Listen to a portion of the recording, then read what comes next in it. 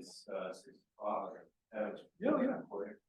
Yes, it's 6 o'clock. I'd like to go ahead and we'll call the meeting to order. We'll do Matt needs to recuse himself for the TNT portion of the meeting. We'll go over this board and then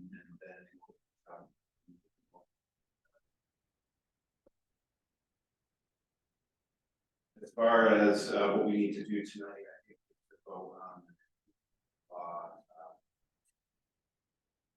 if depending on what you guys needed, I was just going to go through each conclusion of law, and we'll go down that board that you guys need us to. I don't think you need to, if you want to just vote to approve the entire document. Yeah. Okay. Yep. Okay. Did you, I was just going to go through the conclusions of law individually. Do you have a problem with just us doing that? No, I think that's a great approach. As Linda, I want to give you 2 copies, full copies Okay. of the finding of fact, because the signatures, it would be very helpful to do that and see. Yeah, we'll take care of that. Yep. Okay, well, let's, there's a fair amount to go through, so I'm not going to waste any time.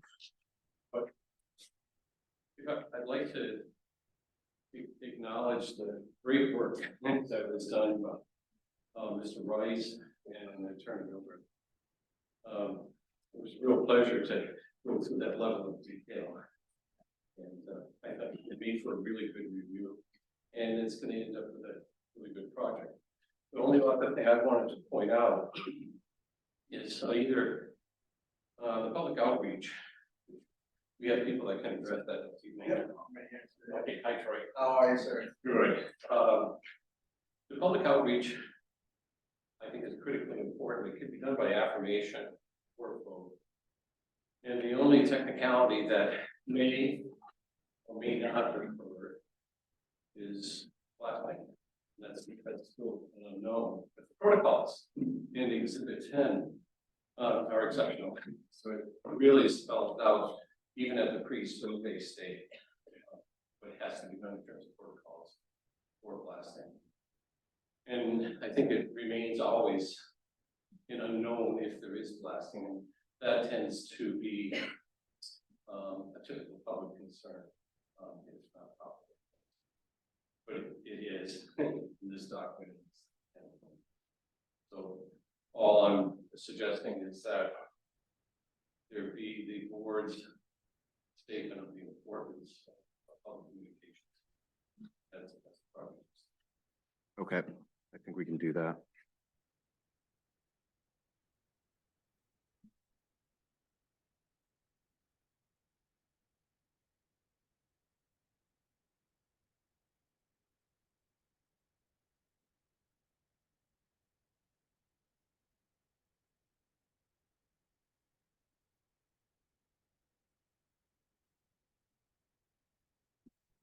So, yeah, thanks. So just to review, we voted on the project as a whole, but we're just going to go through the individual findings of facts and conclusions of law. We've already approved the waivers. If we look on page 4,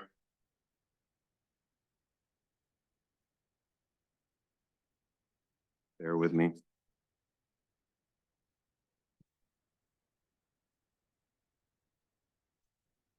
Page 5, I believe, is the first one that we'll need to vote on. This is under section 3. Special exception use approval, findings of fact, conclusion of law.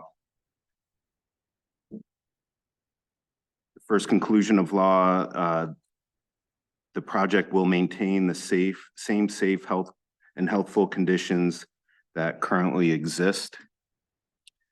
What I'll do is just briefly ask for any comment. Does anybody have any questions or concerns about this conclusion of law? So if there are no concerns, I'll call for a vote. I submit that the board approve the conclusion of law. The project will maintain the same safe, healthful conditions that currently exist. All in favor?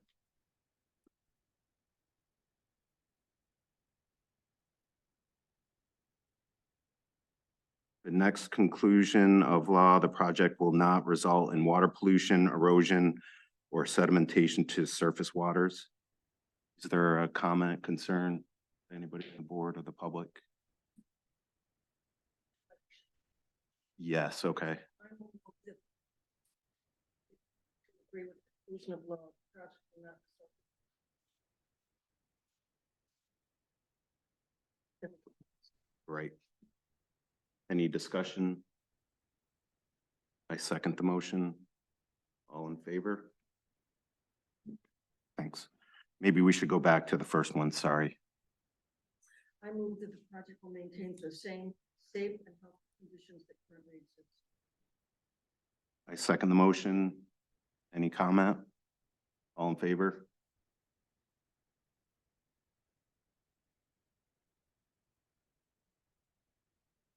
Let's go ahead and make motion. Yeah, why don't you do that? The project's control of building sites, placement of structures and land use is appropriate for special exception use.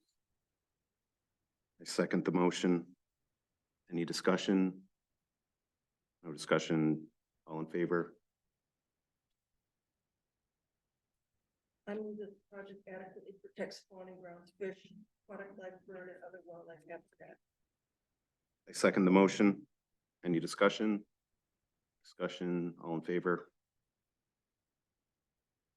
I move that the project is compatible with adjacent land. I second the motion. Any discussion? No discussion, all in favor? Motion passes. I move the project location is needed for proposed use. Second the motion. Any discussion? No discussion, all in favor? Motion passes. I move that the project has adequate access from existing town roads, will not have an adverse effect on the public's use of the existing town roads. It does not include any proposed new permanent driveways or roads. I second the motion.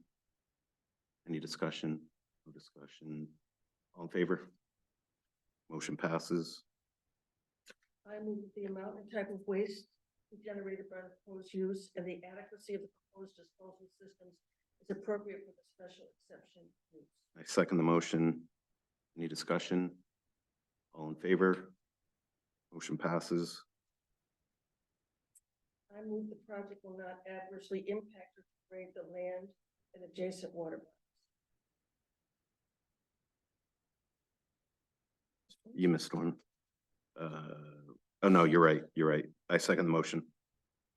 No discussion. All in favor? Motion passes.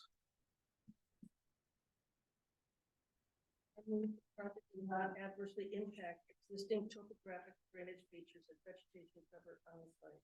I second the motion. Any discussion? No discussion. All in favor? Motion passes. I move the erosion potential of the site based on degree and direction of soil type and vegetation cover is appropriate for the project. I second the motion. Any discussion? No discussion. All in favor? Motion passes. I move the project's impact of the proposed use on transportation facilities is appropriate for the special exception use. Second the motion. Any discussion? No discussion. All in favor? Motion passes. I move the project's impact of the proposed use on local population and community facilities is appropriate for the special exception use. I second the motion. Discussion? All in favor?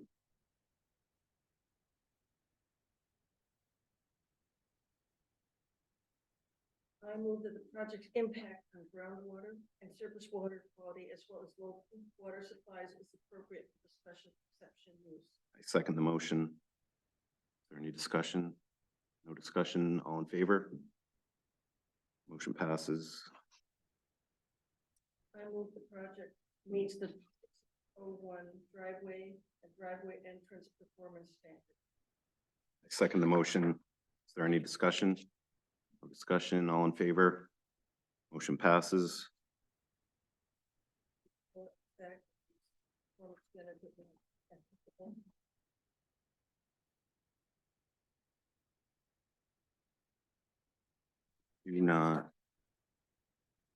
We'll be voting on accepting the whole document, so I think that will cover that. Move to the site plan review approval. I move the project meets the section 807B landscaping criteria. I second the motion. Is there any discussion? No discussion, all in favor? Motion passes. I move the project meets the section 807C buffering criteria. I second the motion. Is there any discussion? All in favor? Motion passes. I move that the project meets the section 807D environmental considerations criteria. I second the motion. Is there any discussion? No. All in favor? Motion passes. I move that the project meets the section 807E site conditions criteria. I second the motion. Any discussion? All in favor? Motion passes.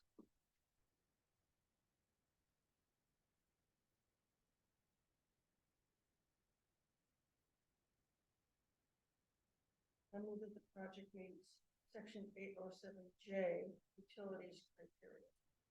I second the motion. Is there any discussion? No discussion, all in favor? Motion passes. I move the project meets the 807, section 807L noise standards. I second the motion. Discussion, no discussion, all in favor? Motion passes. I move that the project meets the section 807O fire and explosive hazard standard. Second the motion. Is there any discussion on explosions and fire hazard? No. All in favor? Zoning. I move that the project meets the section 15C standard.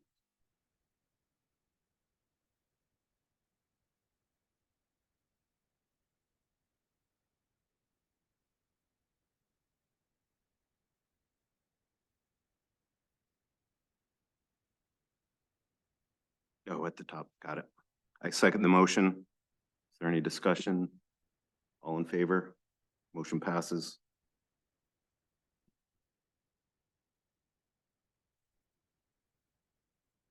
Project meets section 15I standard. I second the motion. Any discussion? All in favor? Motion passes. I move that the project meets section 15K standards. I second the motion. Any discussion? No discussion, all in favor? Motion passes.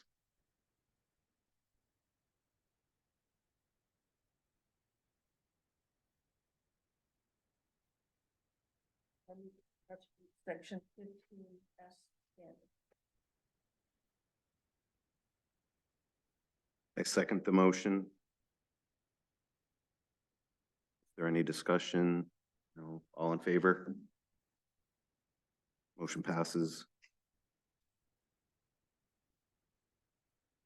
I move that the project meets the section 15T standards. I second the motion. Is there any discussion? No discussion. All in favor? Motion passes. I move that the project meets the section 15U standard. I second the motion. No discussion. All in favor? Motion passes. I move that the project meets the section 15B standard. Keep rushing through this. I second the motion. Is there any discussion? All in favor?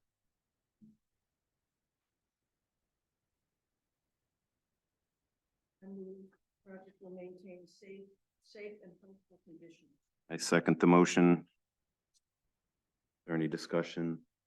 All in favor? Motion passes.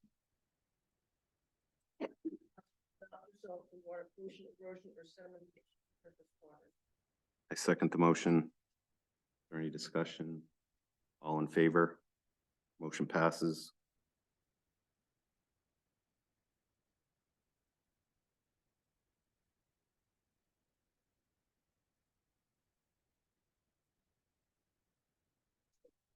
I move the project will not have an adverse impact on spawning grounds, fish, aquatic life, bird, or other wildlife. I second the motion. Is there any discussion? All in favor? Motion passes. I move the project will avoid problems associated with floodplain development and use. I second the motion. Is there any discussion? No discussion, all in favor? Motion passes. I move the project is in conformance with the provisions of section 15 land use standards. I second the motion. Is there any discussion? All in favor? Motion passes.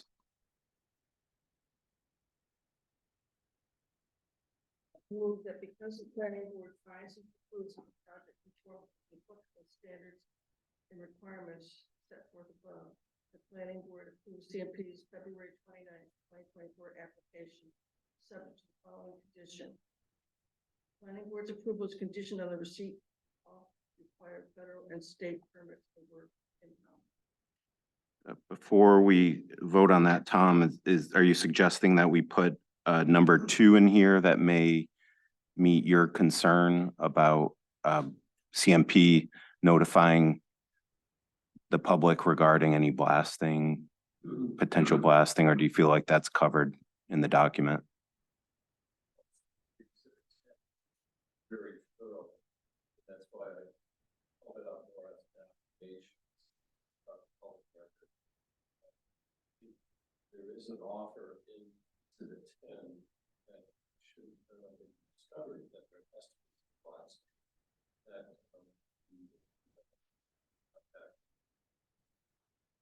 okay.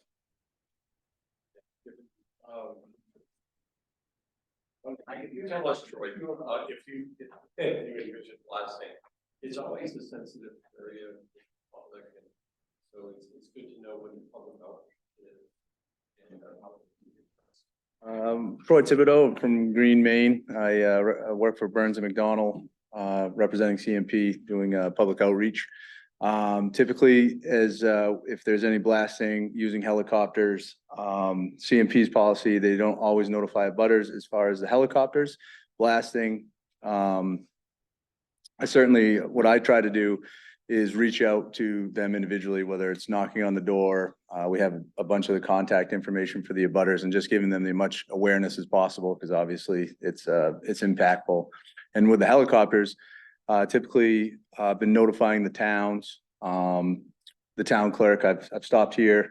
I have Matt Nielsen's, your road commissioner's information, and I met Pascal, is that correct? It's I don't know if I pronounced it correctly. Lovely lady. I talked to her for an hour. So she has all my contact information, and been in contact with Tom via email, or I'm attached to the chain. So any sort of concerns like that, I have no issues contacting abutters. And like I said, we have all that information, and just trying to be mindful of the impact that may have. So, yeah, I don't know. Basically, the other things I've been doing is the road commissioner. I have a lot of contact with those folks, just because it's one point of contact for me.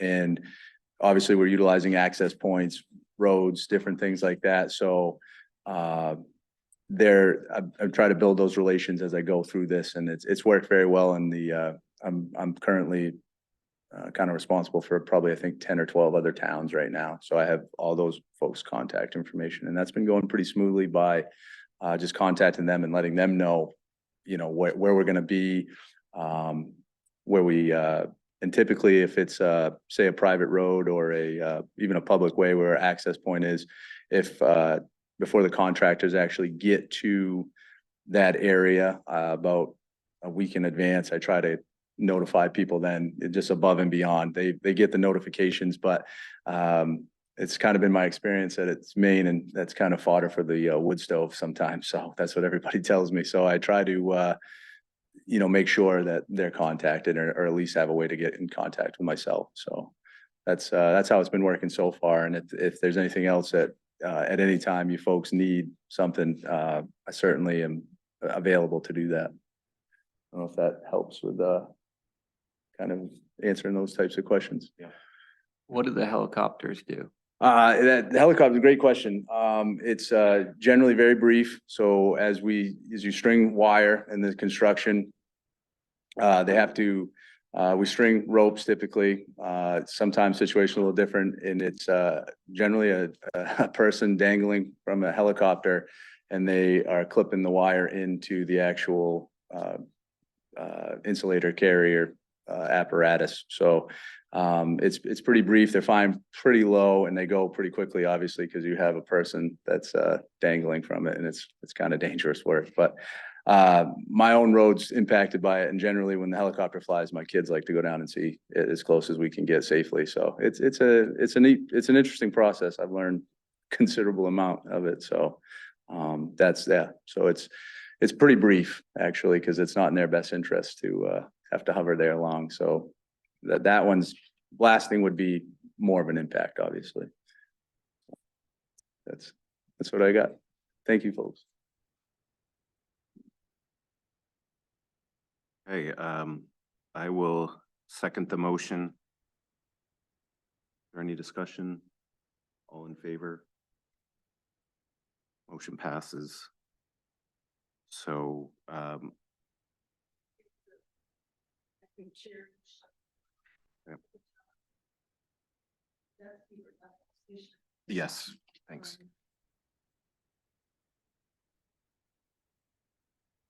I think, did you want us to just, Tom, go ahead. If the chair and voting members could sign it. Yes. Some copies to the applicant, one for,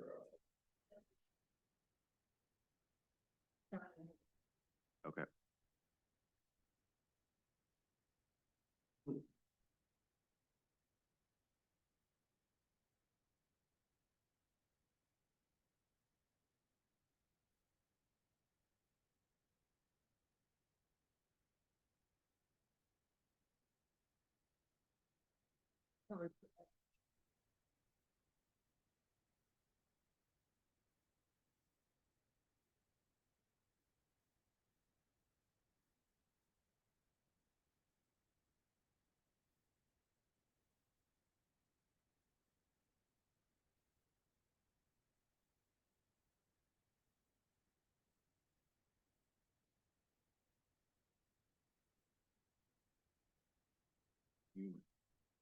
Are you, you're not a voting? yeah, I am voting.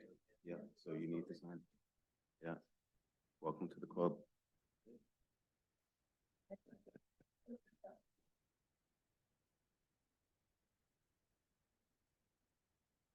I'm gonna keep one copy. One of the- And thank you. Yes, appreciate that. Tom, thank you for your help with this as well. Is there anything else you need from us? Thank you very much. I appreciate it. Thank you, Tom, very much. I appreciate it. If we want to, do we want to keep, And these are what we-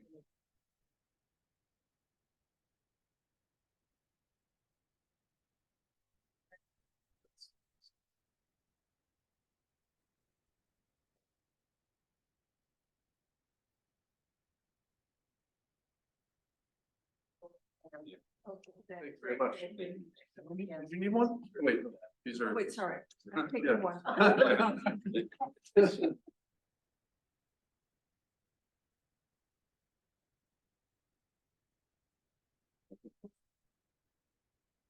Thank you, everyone.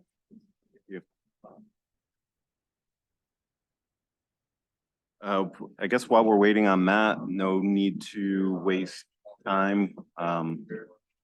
Just go ahead and review the meeting minutes. You're welcome. I should say, Mercedes has an excused absence, just to let me know. She could not be here.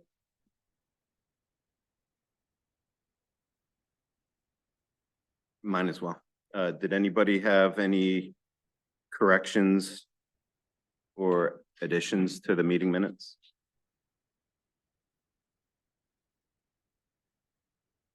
I make a motion that we approve the March 20th, 2024 minutes as written. All in favor? Motion passes as amended.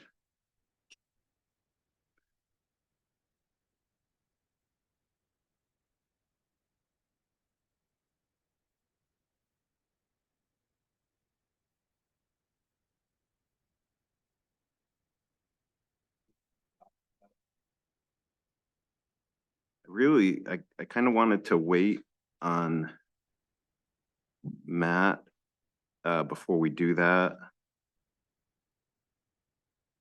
He should be here shortly. Just mention a couple things. Yeah, that's good. Did submit, to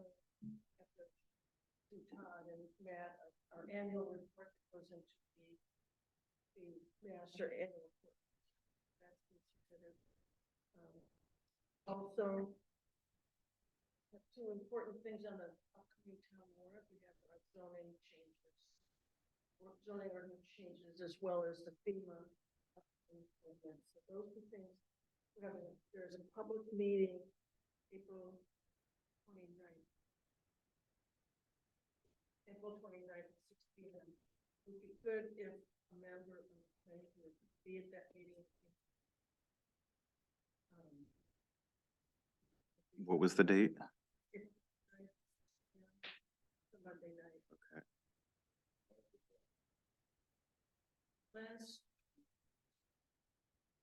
So there were some definition changes as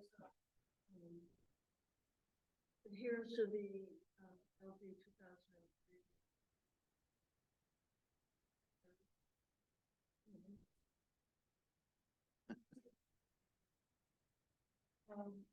There is, I believe, the town one is the website.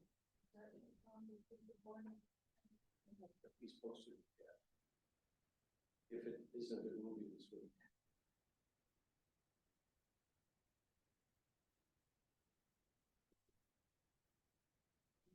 They were mailing last week. That's not almost.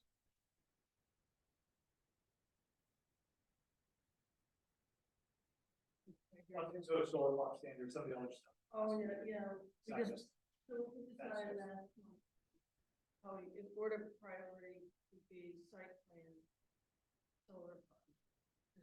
It takes some work to go through both of those.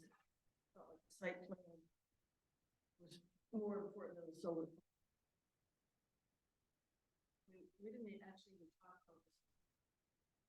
Talked a little bit about the food truck. And so I think next month, hopefully we'll have some North Star.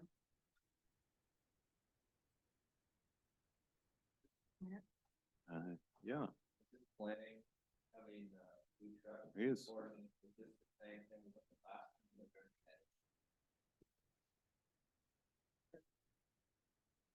You missed all the fun. Yeah. So we just went through CMP, the meeting minutes. And we were just ready for you to get here to start talking about food trucks. All right. Sorry for being late, folks. Has there been any discussion yet or? No, No? no, you're just in time. Can I just, so, the public hearing. Town warrant hearing is May 29th. Okay. Did you hear anything about whether the minimum square footage went through for the select board or not? Did anyone hear anything about that? Okay, I watched it. I tried to watch it while I was sort of doing mundane tasks, and so I'm not certain. But I think it didn't get through. I emailed the select board to notify them that there's a state law that puts a minimum square footage that requires municipalities to allow tiny houses, which is 400 square feet. So I suggested to them that they table that discussion and not move forward with it. It wouldn't make any sense at all. We would say you've got to allow 400 square feet or lower, or 650 square feet or more, and it just seems to make no sense at all. And I think that was the general view of everyone. We were just kind of being forced into agreeing with it. And so I don't know where that went, but if it comes before the town meeting in June, I'll voice that same sentiment that, doesn't make sense that require that we allow tiny houses, and at the same time, say you've got a minimum square footage if you don't have a tiny house. That's got to be on the warrant as well. Yeah, so they might not have. I just haven't checked and confirmed. I haven't gotten an email back from the select board on it. But, I assume that it's probably not even gonna be on the town meeting. What I remember is John saying that we can't act on it because of the clerical order. So we have to put it back in order to do anything about it. That's what I said. We'd have to update our zoning ordinance to reflect that. It can't just be a decree by the select board, I don't believe. Yeah, that it's a clerical error, you mean? Or even the size.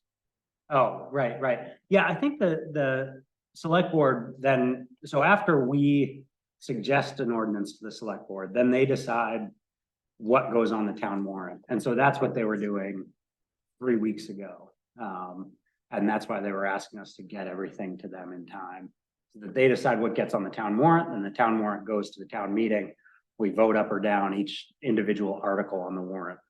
And so that's sort of the process.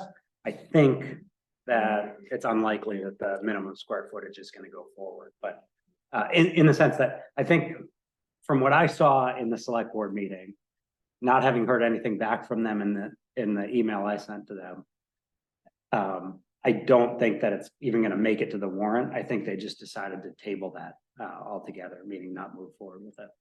There may be a reason to still have a minimum square footage in the ordinance.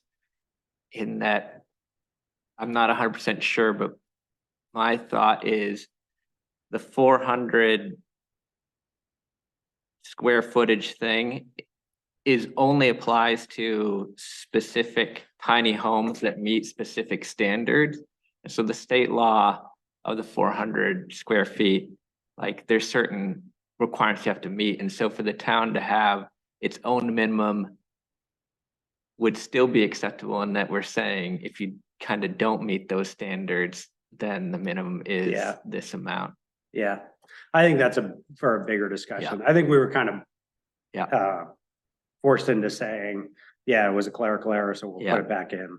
And given the changes that have happened since this clerical error in 2009, I don't know how we figured out that there was a clerical error in 2009.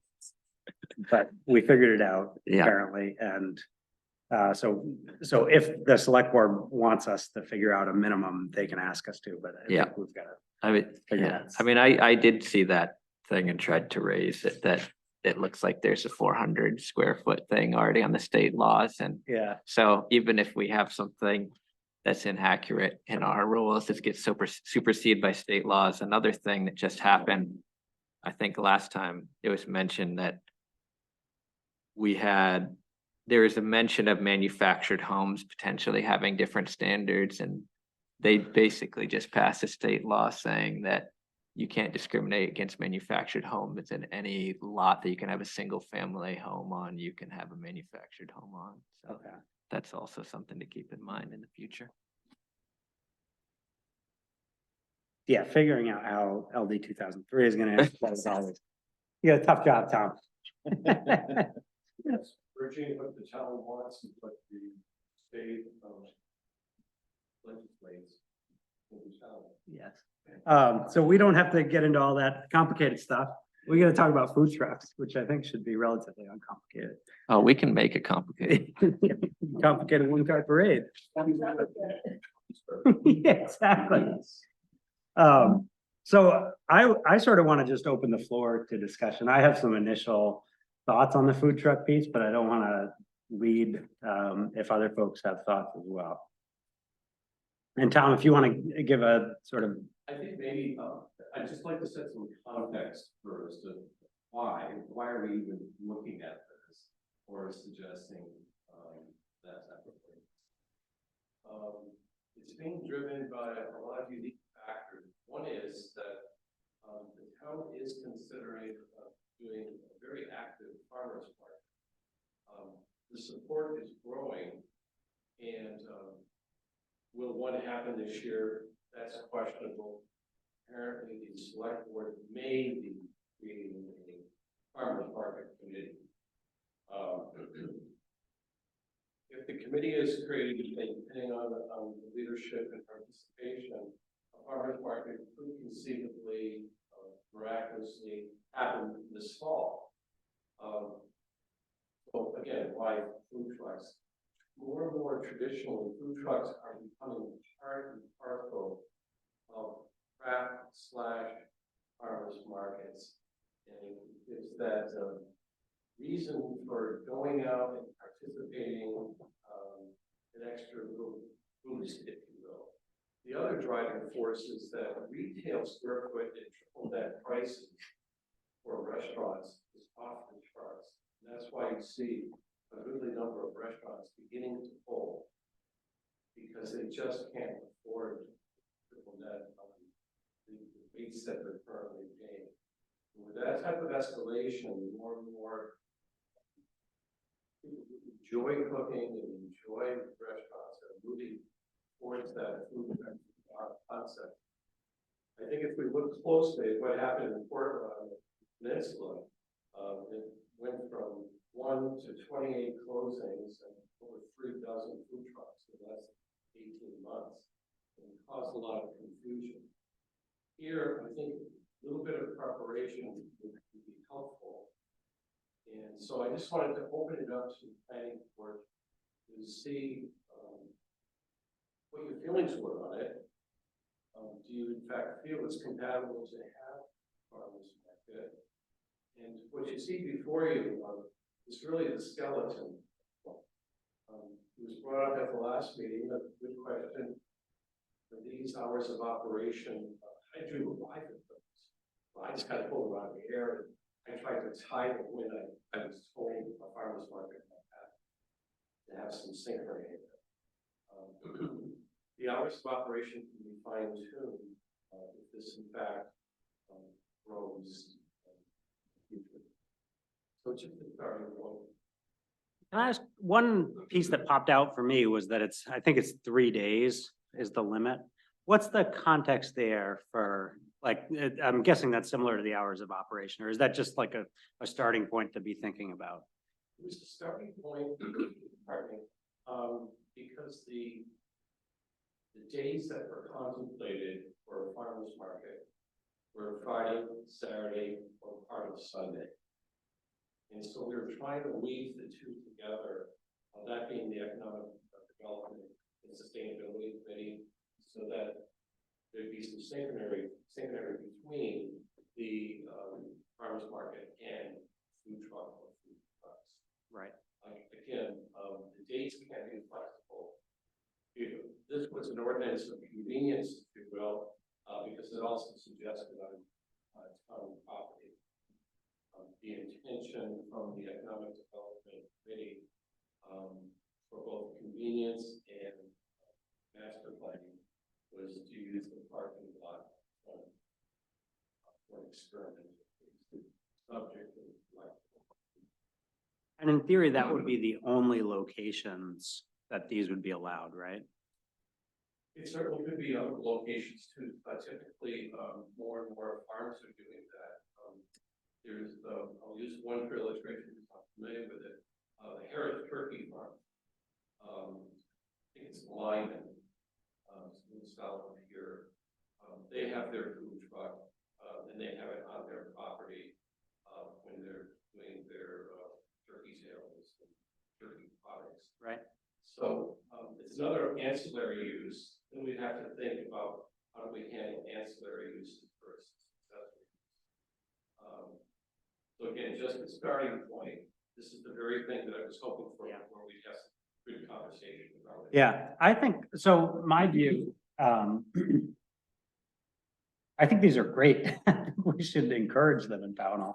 I think, you know, I want to make sure our ordinance is sort of the minimum possible regulation to ensure health and safety while encouraging food trucks. That's my personal view. And so I think location is one element of safety, I think in terms of traffic control. But I don't wanna, I think I wanna make sure our ordinance doesn't say you can only have them here. And then if someone wants to have a big party, they can't have this, right? Or even a moderate sized party. I think this is kind of consistent with my view of what we have in the comprehensive plan of like, we're a town where people of all income levels can live and they can even start a business. Like, you know, it might cost $100,000 to start a food truck business as opposed to other places where it costs, you know, a couple $1 million. So I think it's something we want to encourage within the confines of health and safety. Yeah, and that was my big flag too, is the town-owned property is the limiting factor. I disagree with that personally. I mean, I've got a farm, and if, you know, we had CSA pickups, we had talked about maybe having a food truck come in once a week or something, so this would preclude that. But I could go hire any caterer with a mobile catering license, and that's a bigger lift for them to go and bring in their own equipment versus just drive a food truck in for 4 hours, 3 hours, whatever it is. So I don't understand the reason for locating it on town-owned property. I think it should be broader based. Well, the Feathers Over Freeport at Bradbury's has a food truck. They had it last year. They're having it again this year. So, I mean, we have, I guess, we have no ordinance, we have no control over that. Yeah. And I don't know how they handle all that, but. Yeah, and I guess the different thing would be if someone just parks a food truck into their driveway and leaves it as a permanent, you know, restaurant almost with tables out front, it's there all the time. That's a little different. But if it's just a mobile food truck, like a catering type thing, which I don't know what the licenses are. Is it a mobile cater? I mean, obviously it's a food truck license, but it's probably the same as a mobile catering license if they go.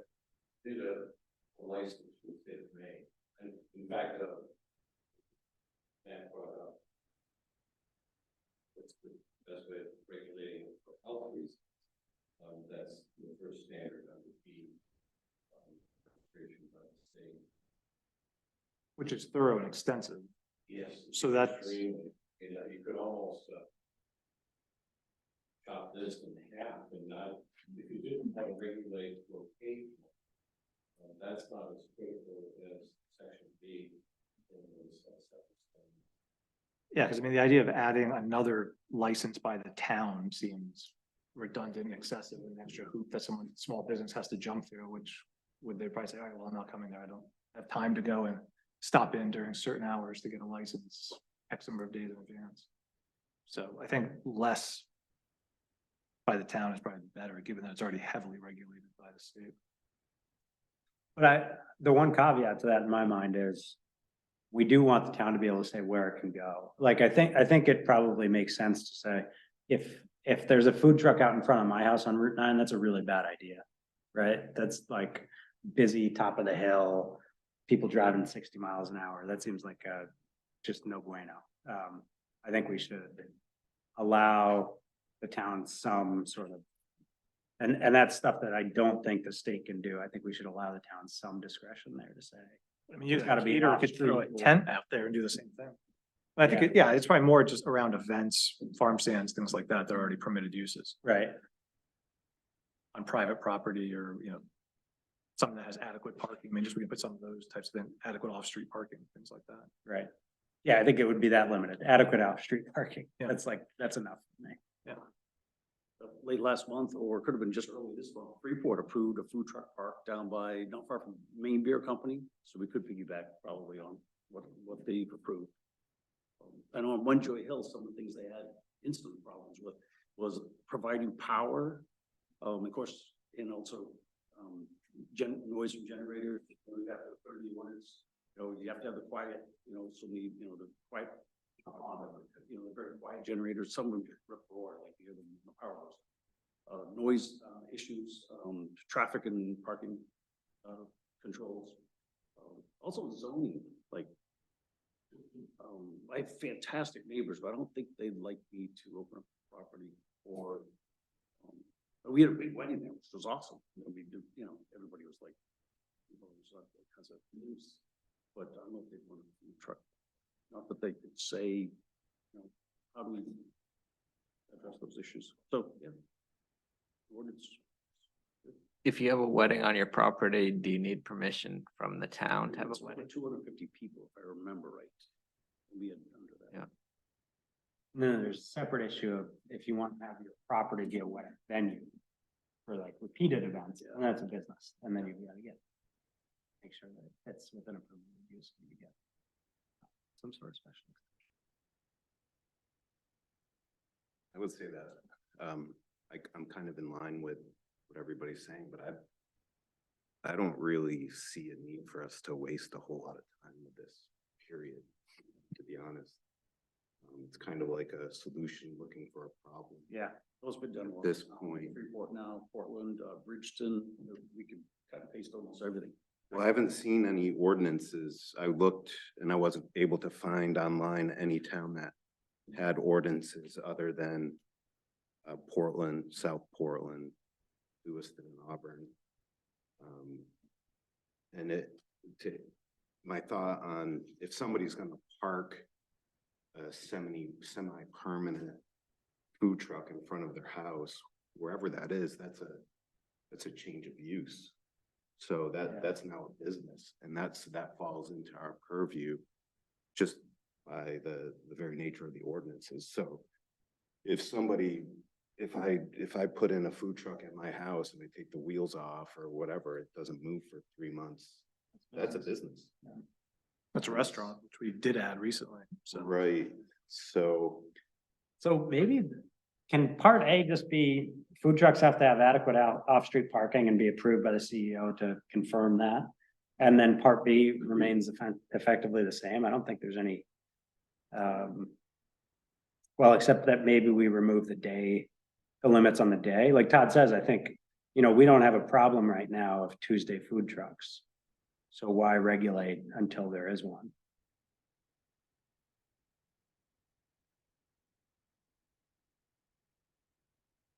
You could put a limit on how many days a food truck could be at a location, just to kind of address kind of what Todd said, if someone's parking, like we say, yeah, potentially in the future, there could be a 4-day weekend event.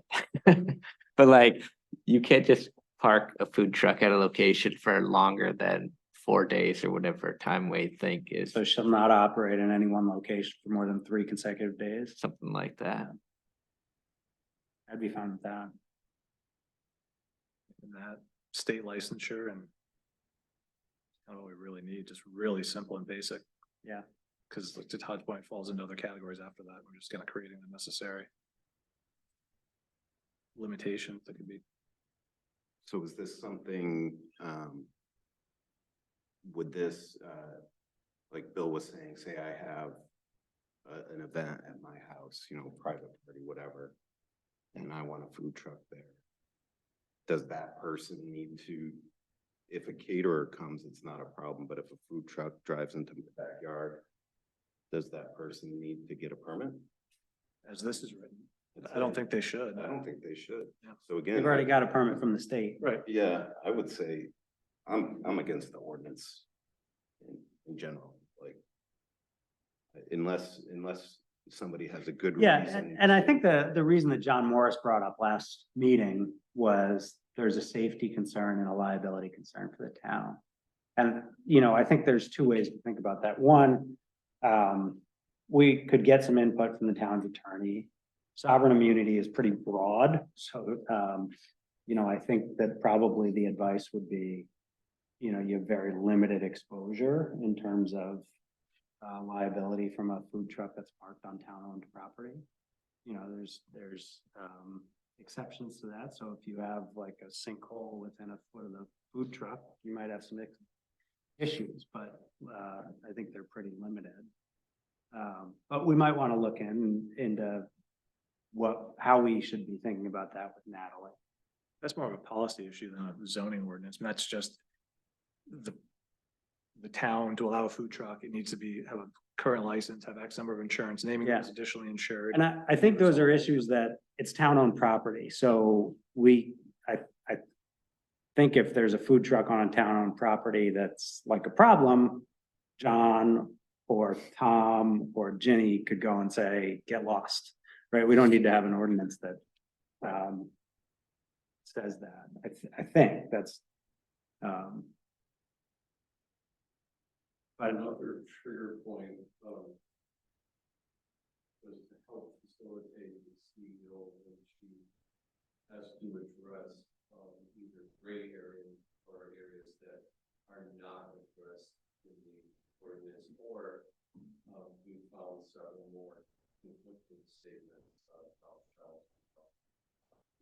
the ordinance. Yeah. And so part of the thinking of this, initially was to help facilitate, decision making for the code enforcement office.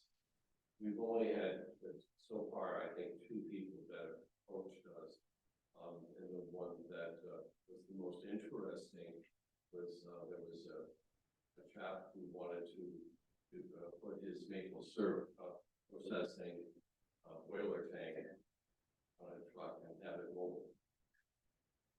So he would come around and collect people's sap and boil it for you and give you some syrup? That seems like an unprofitable business. It was rather clear. His intentions were, but, so it caused us to think, and I like what I'm hearing the board say, we don't want to create so many regulations that they affect our agrarian uses.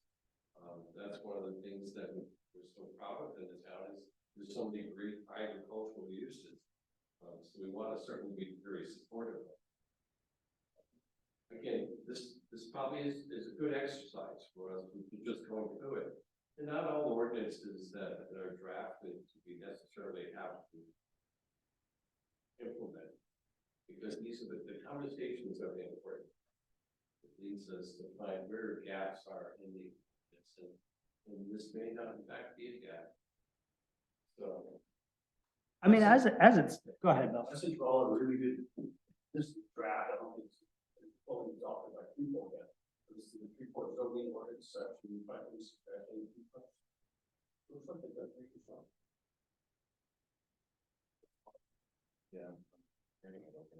The difference between Freeport and Pownell is fairly obvious. Yeah. It's also on private property, yes, that parking lot we buy at site place. Yeah, right. Private property, it's that parking lot. Parking is,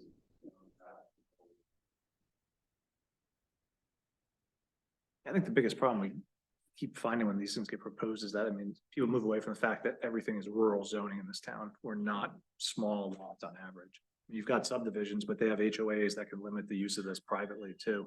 You don't have enough half-acre lot. If there's a conservation subdivision, it's out there for 4 days blasting music and angry neighbors, but when it's rural, there's farms, there's other activities, and it's limited use. I think people can keep it in check, and if there is an issue, then it stays out there for multiple days, and the CEO can go out there and say, all right, this is looking more like a business, we need to have a discussion. Right. And just take it from there. I think that's sort of where I land. I think we ought to table it until there's an issue. Tom, do you feel like there's a hole big enough that we should address it in terms of town-owned property, or are we gonna be missing out on anything big if we just sort of table the discussion for now and keep what you've got in the vault for, you know, Excellent here. I think that the fact that we've done a bit of research, we pointed out the aspects that don't.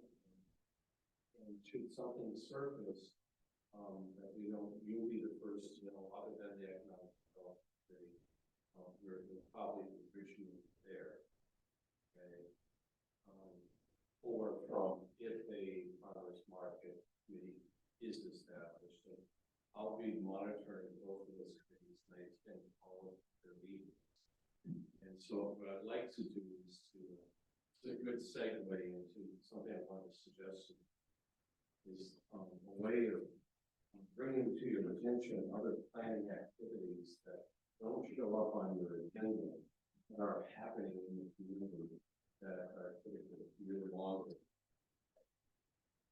So this is a perfect segue that if I may. take the floor. I just want to, one quick question about the food trucks that I wasn't clear on.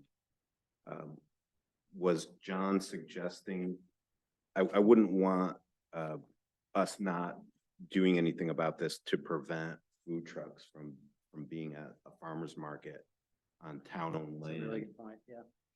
Is us not doing something about this, would that be seen by the select board as something that would prevent them from allowing food trucks at a farmer's market on town-owned property? I think, going back to what you suggested about 15 minutes ago, that the select board may just create a small policy regarding that, and that policy could be as simple as what be registered at Maine Department of Vehicles, and also have a permit from Maine Department of Health and Human Services. You gotta do that anyways. Yeah, $1 million commercial liability policy that names the town and you're, And all it that does solves is the it issue. creates a comfort level for the select board or and maybe that's a good starting point. Take it back with the policy and start it there, and if something more develops, then you can revisit it. Well, if there's a farmer's market committee and they're working on organizing these, they could pass any rules they want for how they want food trucks to be at their farmer's market. The entire town doesn't need to pass a rule. They can just say, you know, we're putting on this farmer's market. These are the rules for the trucks that come. We only want 3. If they want to say that's their policy, then that's their policy. Well, let's keep this optimism moving forward that when we have a farmer's market, we're not quite the first base yet, so thus we can't have a home run. So, in due course, we'll see where this proceeds. Can I just ask, is there any serious question about whether we should have a farmer's market? Like, are there people who are like, no, let's not have a farmer's market? There are actually half of the people that, in my initial recon work on this, half of the people, of which that's several dozen, said they were just too busy. They had too many farmer commitments to other farmers markets. There was one gal in Brunswick, she was doing 5 farmers markets. Okay. Plus, it was Emily's Oysters, okay, and, she said, I told me, time left. Yeah. She said, come buy it at CSA for me, but I just don't have time, I don't have enough.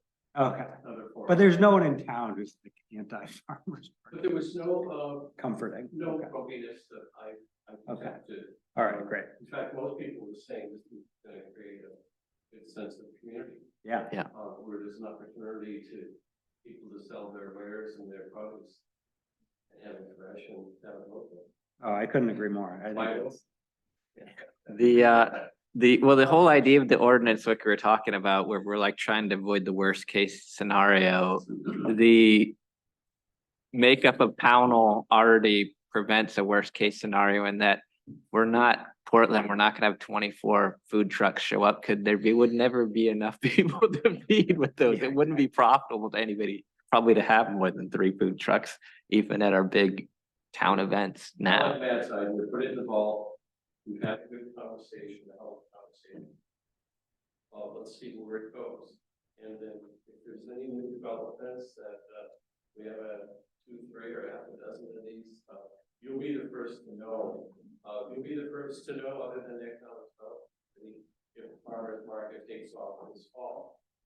Some people had skepticism about it can't be done that fast.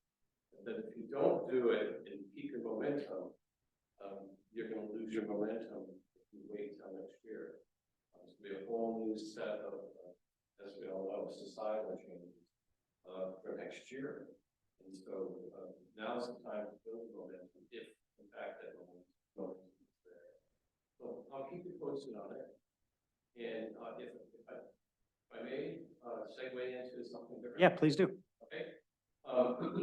I'd like to, as the need arises, keep the board informed on activities that are going on that you may get a smattering of just by looking on the web or hearing it, at the local saloon. I would like to bring you forward on certain things that are happening. One, is the town has been successful at a public water grant.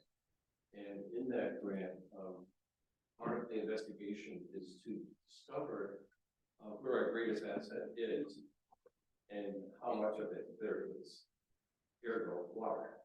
And so this study, the RFP became official today. It's on the town website under the news block. So the committee prepared, that being the Economic Development Committee, myself prepared the RFP. It got its blessing from the select board. It's now out there to firms that might be interested in helping us with that study. That particular firm will need to have a composition of hydrogeologists and some scientists. We want it to be a fairly, hopefully a technical study, and it'll give us a better reading as to what the possibility for having a new well in the community might be, and where that well would be. Where did the money come from for this? From the state of Maine. Great. And along with water district.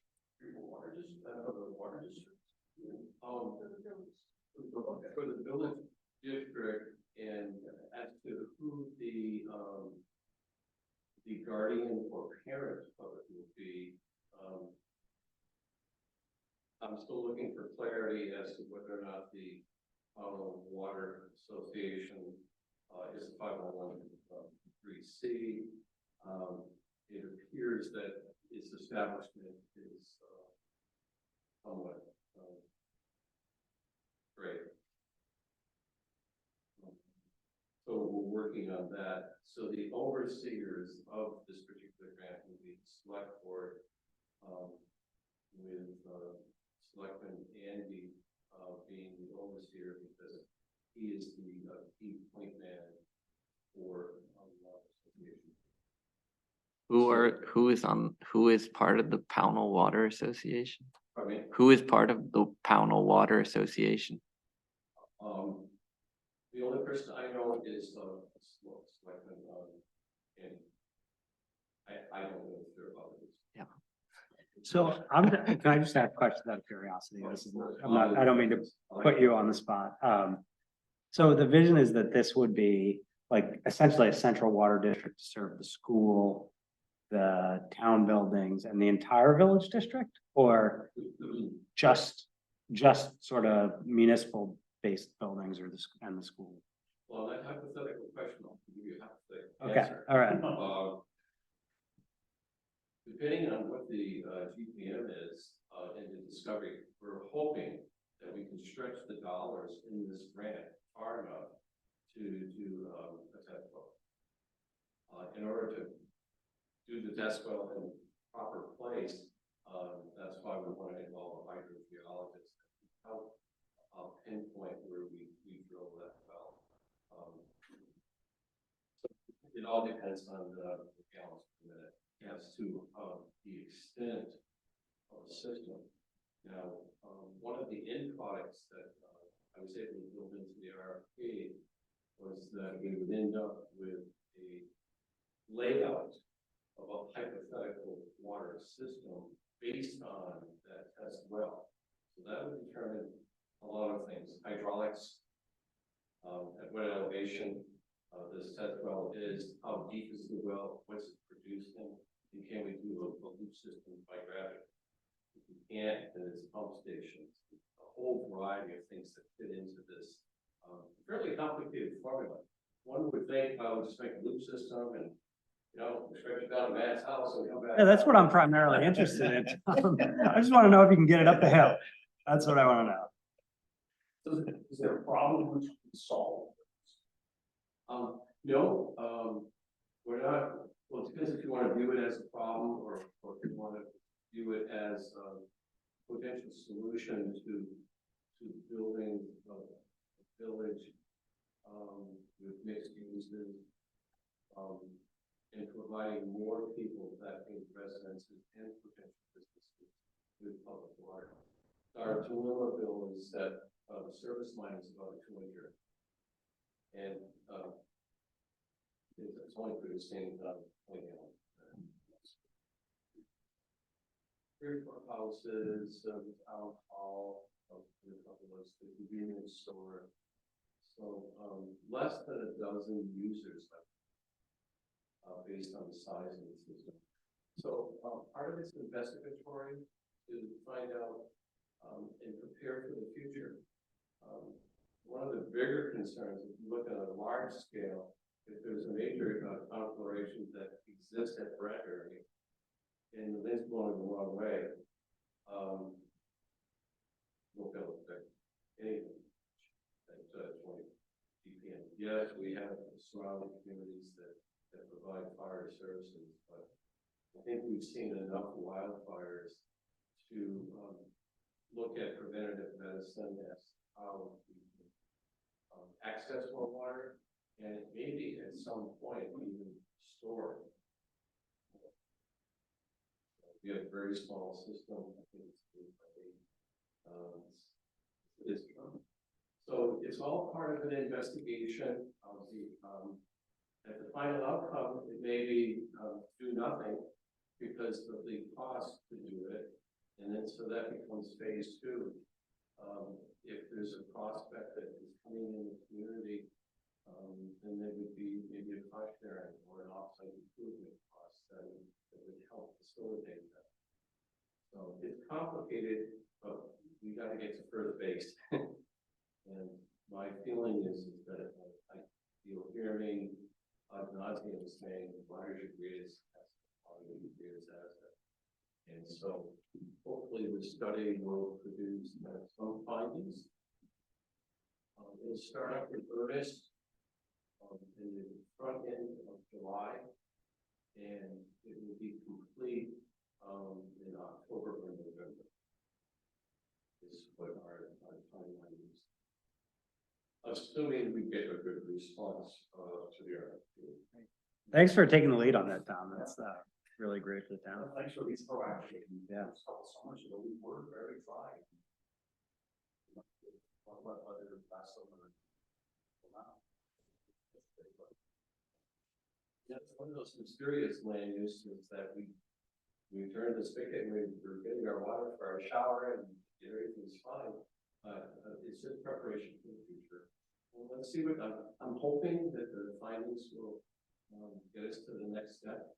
And it's certainly going to help the Economic Development Committee know whether or not the intended village center or the intended village core can be as proposed or may have to be invested in.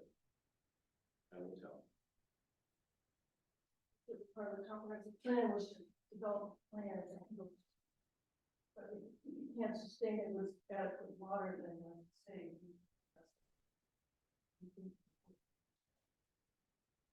Also, I want to mention that I was reviewing the duties of the secretary, and one of them is to send out interesting happenings relevant to us, even though we're not allowed to comment as project people. We can be aware of what's going on in town, and the more you can send me, I will disseminate that as well.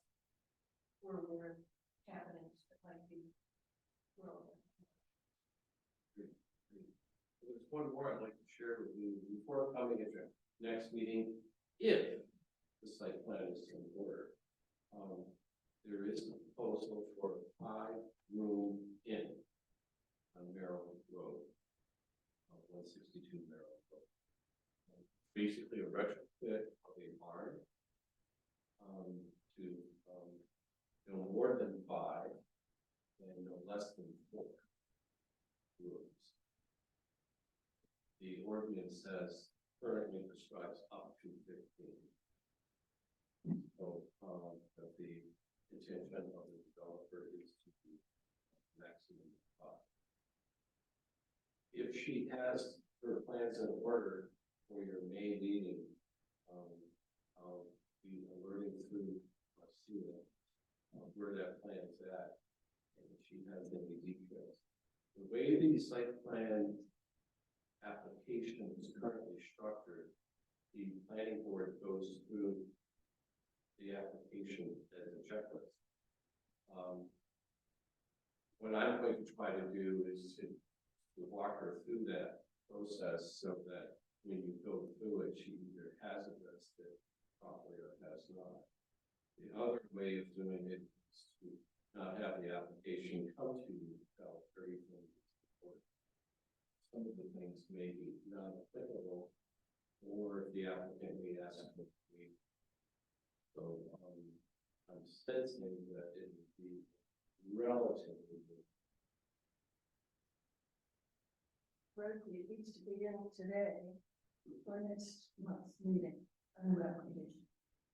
Well, this one had already been, we're gonna work with the 14-day rule rather than the 30-day rule, because we've been having this discussion, both Jenny and myself with the applicant.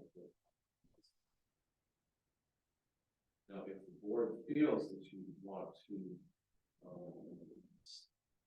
abide by the 30-day rule because it's a new application, it's new in the sense you've not seen it.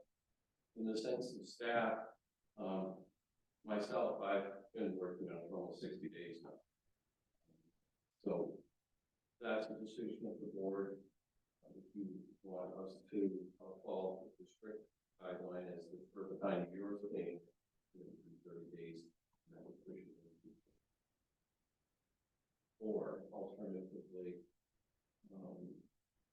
given the research work that has been done. Originally, this was the one that was going to be a series of cabins, 8 cabins. And so now it's been brought back to no more than 5 rooms in an existing that being required. So it's the board's choice if you. I think if you all have been working with it, I'm fine. Are you guys all fine with,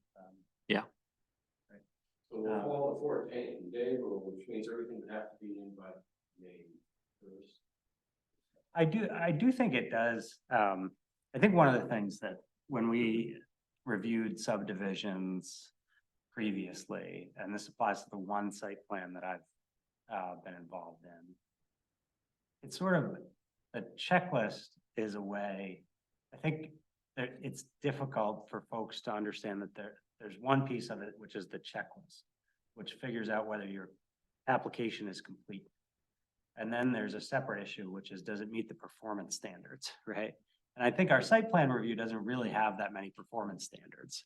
And so effectively, if your application is complete in a way, you meet the requirements of the ordinance.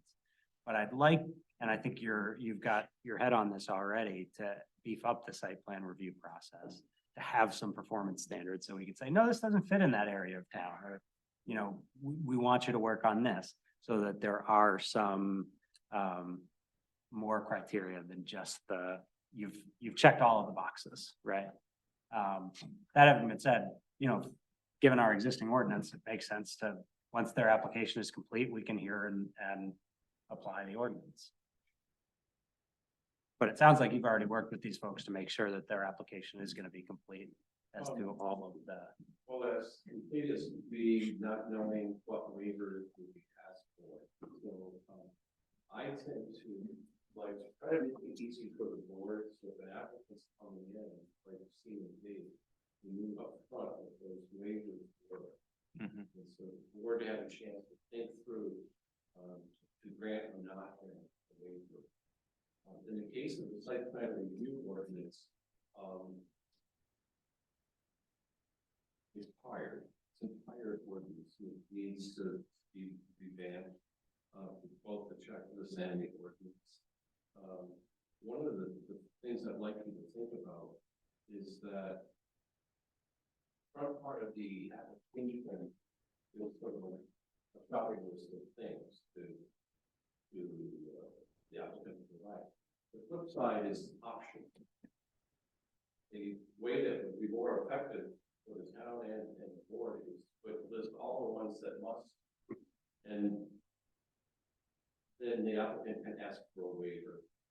For example, if it's flat as Oklahoma, there's no need for a total traffic. Okay, but the applicant should request that and the board can vote on each of the waivers. So I'd like to suggest this end be sort of our test drive as to some of the things that we would do to make it easier for the board, but easier in terms of efficiency, but not sacrificing any of the technicality. great. Great. Is there anything you need from us now to make that happen? Well, you've helped me on why see it brought up. I just want to see if there's consensus on the board or if we treat it as an ongoing application because the staff is reviewing it, or do you want to treat it as a new one? The differential is, yeah, it has to come in June, yeah, it can come next month. If ready.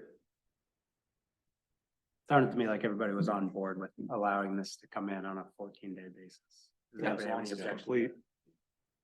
Yeah, the caveat there is the application should be complete, and it sounds like you've already worked with the applicant to make sure that it's going to be complete. I'm gonna get my first look at the actual site plan Monday. Okay, everything that I've received from the applicant has been oral. I also requested that for Jenny's sake and for the planning board's sake, we knew exactly where the subsurface system was going to be. Because if it turns out that the well is not producing enough, both for the applicant as well as the five people that are renting units in that inn, then there'd have to be a new well. So these are the things that I'm trying to troubleshoot so we get the GPM on that existing well, get it documented, and then that's going to tell you by state standards where the subsurface. And I'd like that subsurface system to be actually on the site plan so you can see what it would be. One thing that might be beneficial, because I can bring it to the applicant's attention, is if you want to do a site specification.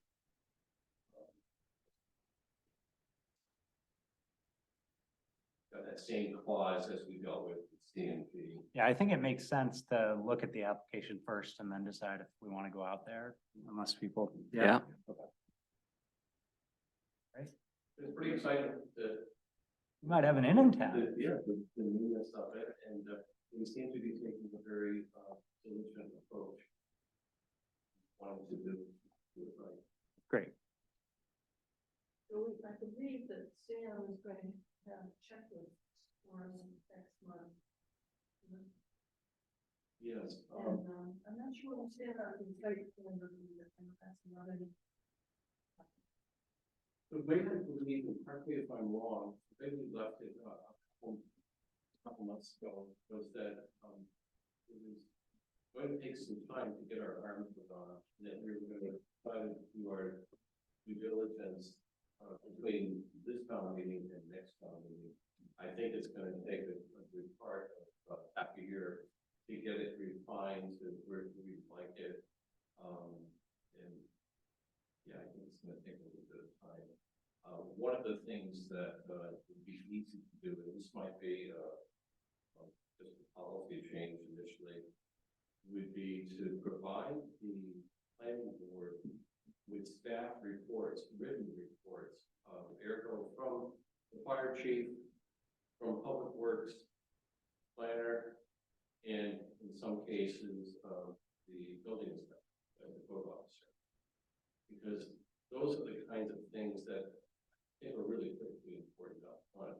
In all the site plan reviews that I've done in my life, we've always had those public officials give the input to the planning board and help facilitate their decision making. If that's You do that, right?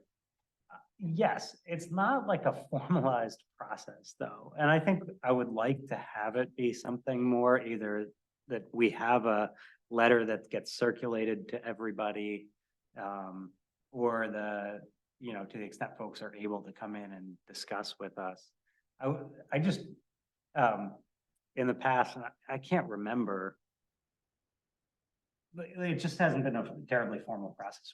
We've heard generally, I think before, when Christine was secretary, she would just kind of tell us, yeah, we've got this, okay, and it would just be an email. I'd love to be able to see what the fire chief and others have to say about, the road commissioner, the fire chief.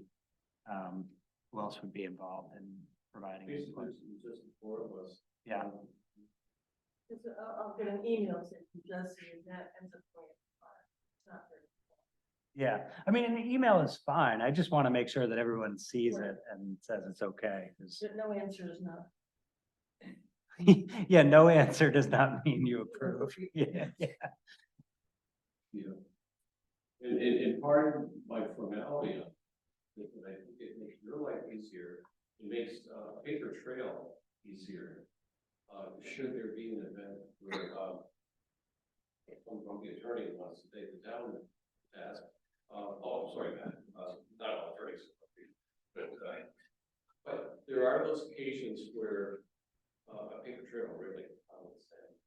So if the fire chief says, I want to see a box here, and there should be a box here. Okay. So why don't you think on that? And again, it's only done to make in order to facilitate your. No, I think we want it. So we want to, and if you're able to sort of spearhead that and sort of collect all of the approvals, that's great. And if you want us to sort of pitch in on what the content of each approval should be, if you want to have like a formal document that Jesse fills out and a formal document that you fill out and others fill out, then we can kind of pitch in on what that should consist of. I think it probably will depend on the plan. But I think each plan is kind of situational, and so, if we can use Jesse as an example, he'll know where he wants to know, okay? And he'll tell us where it is. But I'd almost like to hang on background of you. Great. Provide that when you see something different, then staff can go back and research it and get. okay. Yeah, so I want to be clear, we want that. We'd like for you to take the lead on it and that's great. Thank you, Tom. So there were a couple of other items of new business, review of the planning board procedures for 2022 and welcome to the planning board. I didn't get to either of those documents. Did we have something in mind for that, Marcia? Okay, I'm sorry. And I think, did we check, it's posted up downstairs.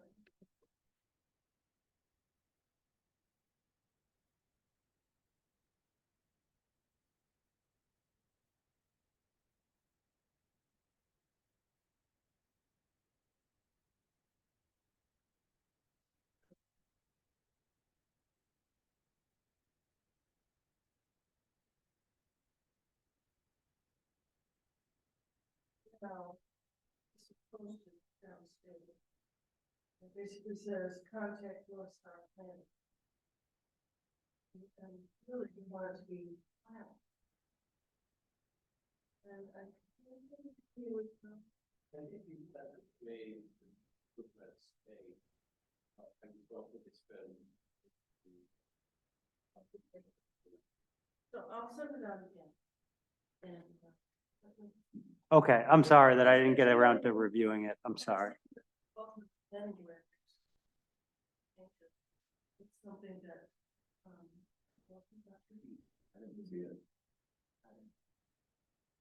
I'm looking here now. I'm checking. stuff.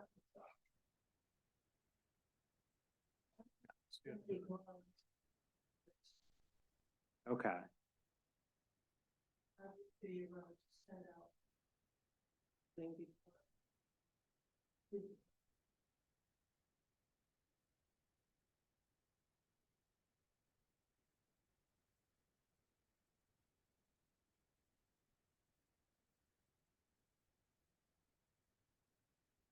Yeah, Tom. I didn't really answer the questions about the things that Stan had in an effort to get something to you earlier rather than the day before. I was able to pull Sam getting one of the checklists, the most complicated one here. Here's a copy of it. You can bring it up for your next meeting in May. Great. Which would be conservation and subdivision, which indeed has a lot of complexity. I'm still of the hopes that we'll be seeing a conservation subdivision at the top of the year. Hopefully we'll see it this year. I was anticipating it might come in this fall, but I think it'll be more than the top of it. Okay. Great. So can I propose that next month we review this? And I think the way to sort of take a look at this is to sit down with this and the conservation subdivision ordinance, make sure all the elements that we think are important in there for purposes of the completeness of the application are included on here. Have you already done that? I've gone through a quick part of it, fairly thorough. There are portions, which that ordinance still allows a little bit of latitude. I think that's a decision that you all have to make. That conceptual plan is really critical on that. I'd like your very first conservation to be a poster child state. We can show people that this really has meaning. It has accountability. Believe me, it is complex. I try to put on two different hats, public hat and private sector hat. Say, okay, what does this involve? That upfront piece, the conceptual plan, comparing the conventional to the conservation is critical. Really critical. So I think, and I suggest that the board allow some little bit of latitude on that for pieces that may not even be addressed ordinance that I can see are necessities that might be integral to the overall. We get it right in the beginning process, which can be long and complicated. This is not a months and Right. And I think that's the reason for what I anticipate making the very first one. That particular individual doing their due diligence now to see if it's even possible. It's extremely complicated and it requires a whole set of different professionals in order to make it happen right. You want a poster child. Will be interesting to hear from an applicant, you know, them looking at the conservation subdivision, what is the most challenging piece for them? Is there something that in it that unintentionally makes it more challenging and they don't want to do a project, or is, you know, that would be interesting to know just their feedback on how they look at the process, if they feel like there's too much gray area that they're not comfortable with and they want more clarity in different areas, that'd be good feedback to know. Well, the input that I received in 7 months, the most challenging piece of the ordinance is not the ordinance, it's the state. Yeah. It's the, State of Maine. And adds a whole new dimension to the land use plan. So, applicants and developers are keeping that in mind. How do we fulfill, LD 2003? What kind of densities do we need to make this happen? What type of waivers do we need in terms of, let's say you want to conserve 60% of the property of the tract, that might need 1,000 foot or 2,000 foot roads to just preserve everything in the front end. Yeah. So there's a lot of complexities, and I like this. I'm going to enjoy it because I like detail. I like this kind of complexity. So let's just keep our fingers crossed that the third one is one of the best ones. I think we can do it. It's you have an ordinance very clever, but very challenging, and very costly. Well, this let us know too, as you look at it, if you think there are things that you would want to tweak as the planning, yeah, I mean, person. it's not set in, it is in final form right now, but we also want to make changes. If, as we see applications and realize there are changes that need to be made, that need clarity or anything like that, so, you know. I think you already have demonstrated that you want open communication, and I'm sure you'll continue to do that. Keep looking at it. We do have the new ordinance here. Oh, great. Yeah, put it on. I think I already mixed in with my other pages. So is this a wholesale replacement? Just chuck the old one? Yeah. Okay. Recycle. I stashed it. Someday. You can find the clerical error. Yeah. 2024. When the time for sending me that in the form, so I can send it to the, I call the planning board unit. The check is, yeah, so I'll send it out. Because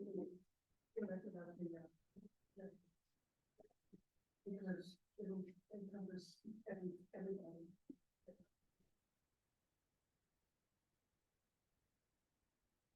Well, that has to send you information, including like now, we're gonna try to improve on getting things to, in advance of the to look at it. But I think that's just one of these.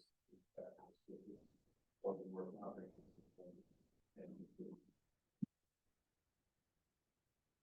Good to know. All right. Okay, anything else tonight? I got a note from Kathy Hogue about Community Day, May 9th, May 18th. We haven't participated in.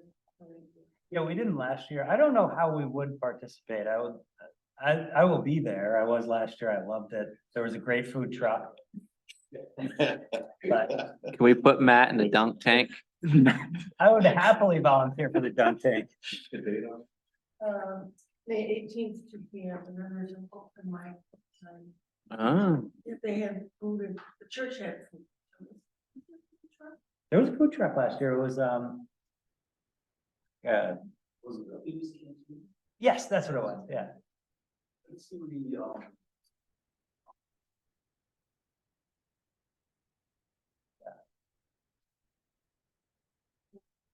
Really take members who have like food and talk about what we do, but that seems like too much. Yeah. I'd rather go and enjoy it. yep. It was fun last year, though. They had, one of the things they did, was it the recreation committee that organized it, or do you know?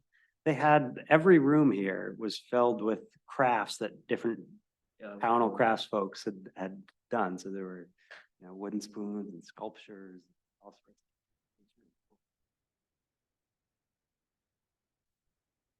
right, thanks, everybody. I move that we adjourn the meeting. All right.